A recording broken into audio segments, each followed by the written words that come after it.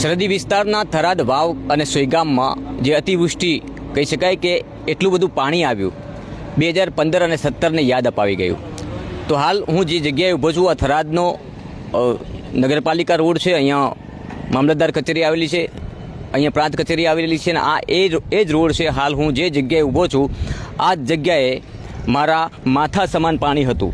આ જ જગ્યાએ કહી શકાય કે આ જે જગ્યા તમે જોઈ રહ્યા છો આ જગ્યાએ સતત 4 દિવસ સુધી અહીંયા માથોડું પાણી હતું અને એ પાણી છે એ પાણી નિકાલ 10-15 દિવસે પણ ના થઈ શકે. એ પાણીનો નિકાલ માત્ર 3 દિવસમાં થયો છે. અહીંયા જોઈ શકો છો કે જે પાઇપો પડી છે આ 10 પાઇપો છે અને એ 10 પાઇપોમાં 10 હોર્સ પાવરની 10 મોટરો લગાડીને એ પાણી અહીંથી બહાર લઈ જવામાં આવ્યું છે અને આજે આ રસ્તો ફરીવાર ધમધમતો થયો છે. અહીંયા આપ જોઈ શકો છો અહીંયા આખો રસ્તો છે. અહીંયા રોગચાળો ના ફાટી નીકળે તેના માટે અહીંયા પાવડર બધું દવા પણ છાંટવામાં આવી છે.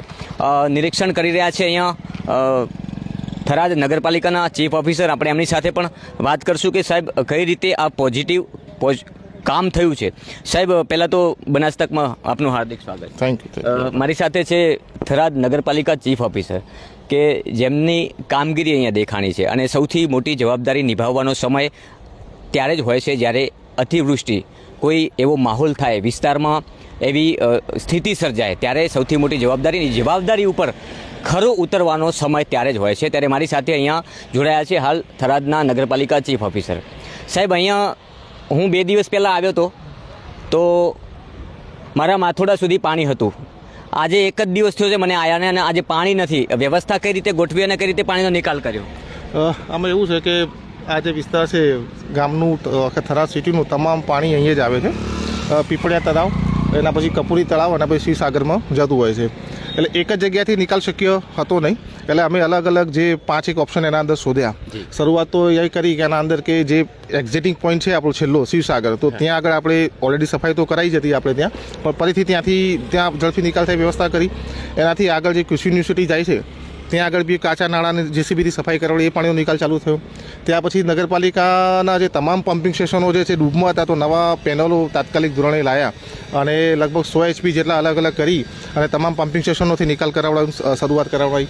આપણા 800 mmના જે ડાયા છે ત્યાંથી પાણીનો નિકાલ કરાવડાયો છે.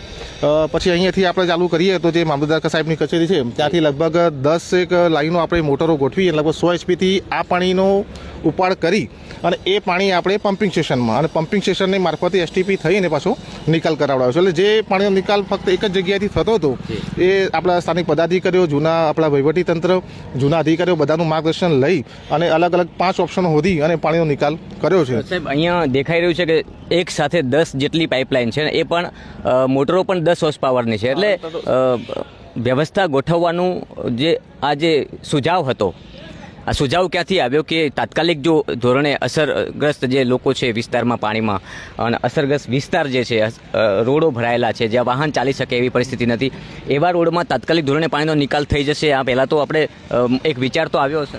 એ તમામ લોકોનો સહકાર લીધો છે, બધાના સજેશનો લીધા છે, બધાના સજેશન ઉપર વિચાર કર્યો કે આપણે કયા સજેશન ઉપર આગળ વધીએ તો ઝડપી નિકાલ થાય. એમાં સૌથી પહેલાં બધા પદાધિકારીઓ અને વહીવટીતંત્રના બધાનો જે સજેશનો લીધા એના પરથી એવું લાગ્યું કે અહીંથી તો 800 mmના ડાયમથી પાણી તો નિકાલ થાય છે. એ પાણીનો નિકાલ એક જ લેવલથી થવાનો છે. તો એ લાઈન સિવાય આપણે બીજું આ પાણી ઉપાડીને કઈ જગ્યાએ નાખી શકીએ કે એ લાઈનને ડિસ્ટર્બ ના થાય. એટલે એ પછી સુઝાવ એવો મળ્યો. એટલે અહીંથી આપણે 10 અલગ લાઈન નાખીને 100 HPની લગભગ બધું ભેગું થઈને થતું હશે હોર્સ પાવરનું આ જે મોટરો છે એ કરી અને પમ્પિંગ સ્ટેશન મારફતે. એટલે જે એક જ જગ્યાથી થતો હતો ને એવી રીતે 5 અલગ અલગ જગ્યાથી આપણે નિકાલ કરાવડો, તેના કારણે ઝડપી નિકાલ. અત્યારે હાલ સાહેબ આ વરસાદ સ્થગિત થયા અને આજે 4 થી 5 દિવસ થયા છે.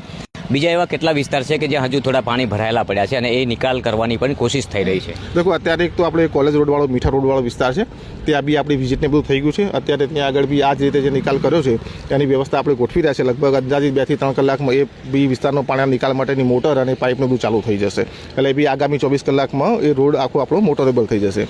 એના સિવાયનો આપણો વાલ્મીકીવાસ છે, વાલી માતાનું મંદિર છે, ત્યાં આગળ બી આપણે એવું કરી રહ્યા છે કે આપણા ટાડા તળાવની પાળે આપણા જે છે જૂના બોર આવેલા છે તો એ પાણી બી પમ્પિંગ કરીને આપણે બોરમાં નાખી રહ્યા છે. તો એના કારણે આપણો બોર બી રિચાર્જ થઈ જશે અને એ વિસ્તારના પાણીનો બી આપણે સારી રીતે નિકાલ. અહીંથી સાથે બોર પણ રિચાર્જ થઈ રહ્યો, બોર બી રિચાર્જ થઈ રહ્યો છે. એ બોરમાં જ અત્યારે પાણી લગભગ 900 ફૂટના બોર છે ત્યાં પાણી અત્યારે આપણે નાખી રહ્યા છે. સાહેબ નવરાત્રી સામે આવી રહી છે, હજુ કેટલાક વિસ્તારો કે જ્યાં નવરાત્રિ થઈ શકે એવી પરિસ્થિતિ ના હોય તો મેં સાંભળ્યું છે કે ગઈકાલે એના લોકસેવકે આદેશ કર્યો છે કે બધા એકદમ ચોખ્ખા મેદાન થઈ જવા જોઈએ. માનનીય અધ્યક્ષ સાહેબે જે સૂચના અને માર્ગદર્શન આપ્યું છે એની બી એમ અત્યારે ટીમની રચના કરી નાખેલી છે અને બી લગભગ આવતીકાલ સાંજ સુધી જે નવરાત્રિના જેટલા બી લોકેશનો છે એ બી એમનું લિસ્ટ મળી ગયું છે.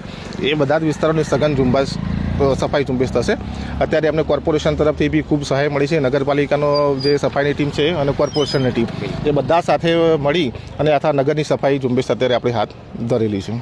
સાહેબ ખૂબ સારી કામગીરી કરવા બદલ બનાસતક પણ આપણે ખૂબ ખૂબ અભિનંદન આપે છે અને શુભેચ્છાઓ. આવી કામગીરી કરતા જો લોકહિતના કામ છે. લોકો માટે જ્યારે અહીંયા પહોંચ્યા છો ત્યારે આ એક નગરપાલિકા છે સરહદી વિસ્તારનું અને આ વિસ્તારમાં આવી અતિવૃષ્ટિ હોય ત્યારે જ્યારે આવી કામગીરી કરવાનો ભગવાન એક મોકો આપે છે અને આ મોકો તમે બિલકુલ બધાનો સહકાર અને બધાનો સહકાર મળ્યો છે તો જ આપણે કરી શકીએ. લોકોનો સ્થાનિક લોકોનો બી ખૂબ સહકાર મળ્યો છે એટલે એમનો બી હું આભાર વ્યક્ત કરું છું. સાહેબ કોઈ પણ જગ્યાએ કામ કરતા હો ત્યાં સ્થાનિક લોકોનો સહકાર મળે તો તમને વધારે તમને બિલકુલ આભાર. અમારી સાથે જોડાવા બદલ તો હતા બનાસકાંઠાના થરાદ નગરપાલિકાના ચીફ ઓફિસર છે અને જેમણે પોતાની એક આગવી ઓળખ જે છે એ અહીંયા છોડી છે, આગવી છાપ ઊભી કરી છે કામ કરવાની અને એ કામગીરી અમે તમને તમામ દ્રશ્યો થકી બતાવશું કે ઘૂંટણસમા પાણી, કેડસમા પાણી, માથોડું પાણી, એ પાણીનો ઝડપી નિકાલ કઈ રીતે કર્યો કે આગામી સમયમાં પણ કદાચ પાણી આવે તો એની વ્યવસ્થા કઈ રીતે કરવી ને એ અત્યારથી સુઝાવ એ લોકોએ લોકો સામે મૂક્યો છે અને એ સ્પષ્ટ દેખાય છે. હું તમામ દ્રશ્યો તમને બતાવીશ. નમસ્કાર.